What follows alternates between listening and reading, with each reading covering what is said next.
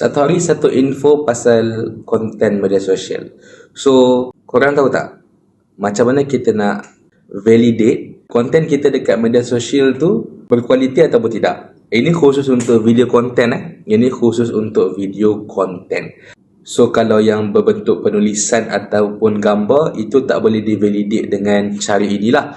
Melainkan dia ada juga feature-feature ni. So, macam mana kita nak validate video konten kita berkualiti atau tidak adalah dengan mengira engagement rate. So, engagement rate tu macam mana? Engagement rate tu cara nak kira dia adalah, ini formula dia. Like plus comment plus share, tiga benda ni, which is ini dinamakan engagement.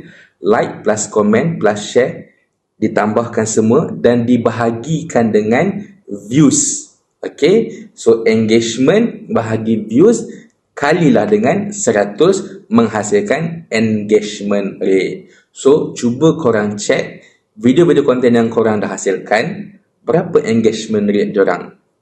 Cuba komen di bawah.